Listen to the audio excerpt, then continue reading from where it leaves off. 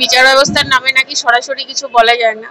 এখন যিনি এসছেন তার থেকেও এখনো পর্যন্ত আমরা যে খুব আশানুরূপ কিছু দেখতে পাইনি। এসএসসি তো একদম সরকার হাতে করে শেষ করবে। সরকার ইন্টেনশনালি করছে এবং শিক্ষা এবং চাকরির জায়গাটাকে একদম নষ্ট করে দিতে চাইছে, যাতে ভাতা নিয়ে মানুষকে বেঁচে থাকতে বাধ্য হতে হয়। মুখ্যমন্ত্রী চুপ নয়, এসএসসি নিয়ে অনেকবারই অনেক কথা বলেছেন, কিন্তু বিষয়টির মধ্যে এত বড় গন্ডগোল আছে বলেই উনি বোবাকালা সেজে থাকার ভান করছেন। দিদি, আমরা যেমনটা দেখতে পাচ্ছি এসএসসি মামলা তারিখ পে তারিখ হয়েই যাচ্ছে। গত কয়েক বছর ধরে এই একই ঘটনা ঘটে চলেছে। এই বিষয়ে আপনার কি মত?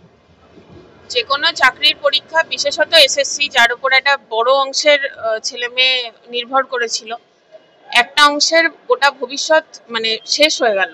তারা যারা অপেক্ষা করেছিল 10 বছর 15 বছর ধরে, তারা হচ্ছে যে অপেক্ষা করে আছে, তাদের কোনো রেজাল্টের ঠিক ঠিকানা নেই। দীর্ঘদিন ধরে তারা আন্দোলনের মধ্যে আছে।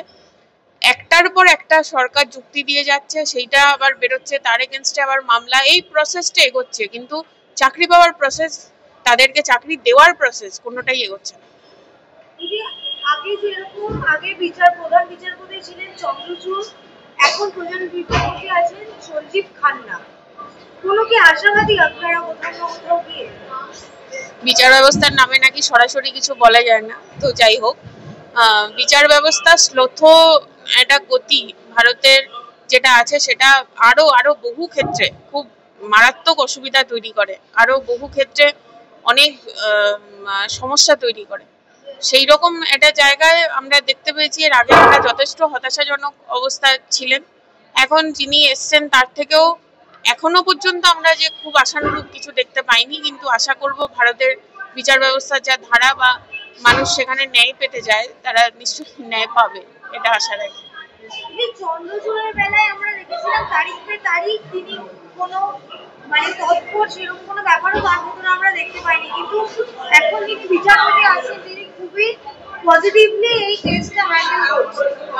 সেই জায়গায় দাঁড়িয়ে আপনারা কেস প্রথম থেকে এই ধরনের বিচারে আমরা দেখতেই পাই, প্রথমে দিকে কয়েকটা রায় আসে, মনে হয় যে এতো ভয়ানক ভালো একটা কিছু হতে যাবে, কিন্তু পরের দিকে আমরা আশাহত হই।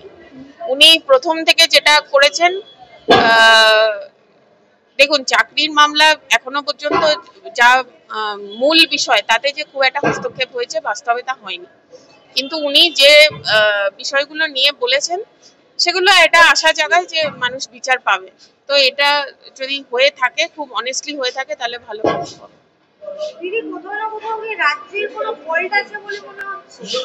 কোথাও না কোথাও না, এটা নিয়ে তো একদম পরিষ্কারই বক্তব্য। সরকার চাকরি দিতে চান না, সরকার শিক্ষা ব্যবস্থাটাকে তুলে দিতে চান, যাতে চাকরি না দিতে হয় এবং শিক্ষিত মানুষ যাতে তৈরি না হয়। আমাদের এর আগে যে নেট বা সেটের পরীক্ষা, সেগুলো যদি দেখতে পাবেন একই রকম অবস্থা। সেখানে যারা জেআরএফ পায়নি, এমফিল করেছে, করে নেট কোয়ালিফাই হয়েছে, তারা পর্যন্ত পিএইচডি শুরু করতে পারছে না।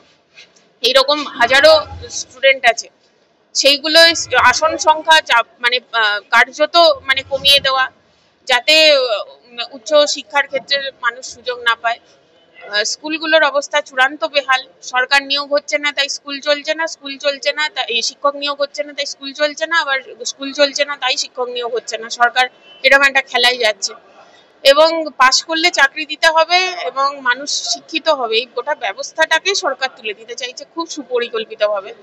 এবার এসএসসি তো একদম সরকার হাতে করে শেষ করলো। এখন শেষে হচ্ছে যে কোনো এক নেতা, কোনো এক মন্ত্রী বারবার আসছেন, আশ্বাস দিচ্ছেন, বলছেন জয়েন হবে, কোনো এমপি বলছেন হ্যাঁ জয়েন হবে। কটা ছেলেপিলেকে জয়েন করানো হচ্ছে, বাকি বিশাল অংশের মানুষ পড়ে থাকছে। কটা নামে কটা হচ্ছে, মুষ্টিমেয় কজন হয়তো জয়েন করতে পারছেন, বাকি বিশাল অংশের ছেলে মেয়ে পড়ে থাকছেন, যাদের ভবিষ্যতের কোনো সুরাহা নেই এবং তারা সাফ সুতুর রেজাল্ট নিয়ে পড়াশুনো করে চাকরি পেতে গেছিলেন। তারা অনশন করছেন, দীর্ঘদিন ধরে তারা আন্দোলনের মধ্যে থাকছেন, কোনো কিছুতেই সরকারের কোনো আন্দোলন নেই। সরকার ইন্টেনশনালি করছে এবং শিক্ষা এবং চাকরির জায়গাটাকে একদম নষ্ট করে দিতে চাইছে, যাতে ভাতা নিয়ে মানুষকে বেঁচে থাকতে বাধ্য হতে হয়, যাতে মানুষকে অন্যান্য কাজে, যে কাজ তারা করবার জন্য উপযুক্ত নন, সেই রকম কাজে তাদেরকে নিযুক্ত হতে হয়, এবং তারপর বড় বড় কথা বলা হবে যে কোনো কাজই ছোট নয়।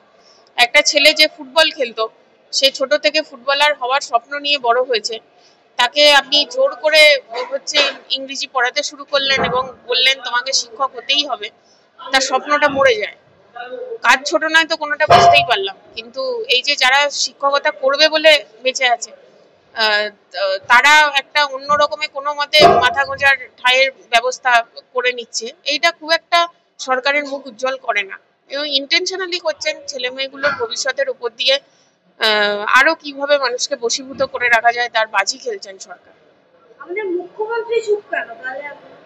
মুখ্যমন্ত্রী চুপ না, এসএসসি নিয়ে অনেকবারই অনেক কথা বলেছেন, কিন্তু বিষয়টির মধ্যে এত বড় গন্ডগোল আছে বলেই উনি বোবাকালা সেজে থাকার ভান করছেন। বাকি যে জায়গাগুলোতে উনি এই একই ভাবে ট্যাকেল করবার চেষ্টা করেন, সেই রকমই চুপ করে থাকছেন বা কিছুটা চুপ করে থাকার অভিনয় করছেন। মাঝে মাঝে ওই টানা পানি কিছু ছড়িয়ে দেন, কয়েকজনের জয়েনিং হয় আর সেই নিয়ে ফেসবুকে বিরাট করে পোস্ট হয়। ওই মঞ্চের মধ্যে হচ্ছে যে যারা সরকার আশ্রিত তারা গিয়ে কয়েকজনকে আলাদা করে বের করে আনতে পারে, কয়েকজনকে হচ্ছে পার্টিকুলার তোমাকে চাকরি দেব বলে আন্দোলন থেকে আলাদা করে দিতে পারে মানুষকে। এই নোংরা খেলা, মানে ক্ষমতার কুৎসিত প্রদর্শন, কিন্তু আক্ষরিক অর্থে বেকারত্ব বাড়ছে এবং ছেলে মেয়েদের ভবিষ্যৎ সাংঘাতিকভাবে শেষ করে দিচ্ছে সরকার। এরকমটাই চলতে থাকলে তারিখ পে তারিখ যদি প্রত্যেকটা কেস এরকম একের পর এক হতে থাকে, তাহলে সাধারণ মানুষের বিচার ব্যবস্থার উপর যে আস্থা, সেই আস্থাই উঠে যাচ্ছে। অনেক এসএসসির পরীক্ষার্থী ব্রিলিয়ান্ট রেজাল্ট করেছেন, ব্যক্তিগতভাবে চিনি, তারা এতটাই হতাশ, তারা বিচার ব্যবস্থার উপর আস্থা রাখতে পারছেন না। তারা শুরু থেকেই এটা ধরে নিচ্ছেন যে ও গেছে আবার কোর্টের চক্কর কাটতে হবে, আমাকে বীরভূম থেকে হোক, আমাকে মালদা থেকে হোক, আমাকে বর্ধমান থেকে হোক, যবে যবে ডেট পড়বে আমি আমার গ্যাটের করি খরচ করে তবে তবে যাব, তবে তবে ধর্ণা মঞ্চে যাব, বসে থাকবো বিকেল অবধি, অমুক মন্ত্রী আসবে, তমুক শান্ত্রী আসবে, কথা বলবো, আবার বেরিয়ে আসবো, আবার একটা মামলা হবে, আবার আমি এইভাবেই কাটবো। তার মধ্যে আমার জীবনের 8টা বছর চলে যাচ্ছে, 10টা বছর চলে যাচ্ছে, 12টা বছর চলে যাচ্ছে। এইটার একটা ভাবে তারা ধরেই নিচ্ছেন, মানে তাদের এতদিনের অভিজ্ঞতায় তারা ধরে নিচ্ছে। আমরা দেখেছি 3 বছরের বাচ্চাকে নিয়ে মা এসে বসে আছেন ওই গান্ধী মূর্তির পাদদেশে, দিনের পর দিন বসতে গেছে। এগুলো সরকারকে কোনোভাবে হেলদোল করে না, কোনোভাবে কিছু করে না।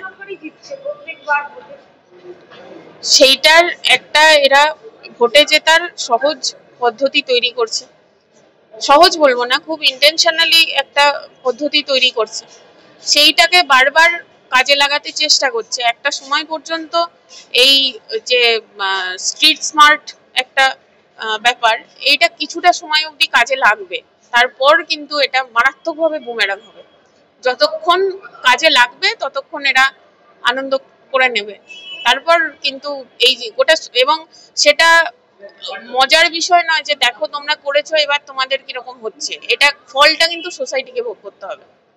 এই তৃণমূলের কটা নেতা মন্ত্রীর অবস্থা খারাপ হবে তার থেকেও অনেক বেশি সত্য আমাদের সোসাইটির ছেলে মেয়ে যারা পড়াশুনো করেছে, চাকরি বাকরি করতে গেছে, তাদের অবস্থা আরো 10 গুণ খারাপ হয়ে যাবে, হয়ে গেছে, তাদেরকে মূল্য চোকাতে হবে, এইটা মারাত্মক।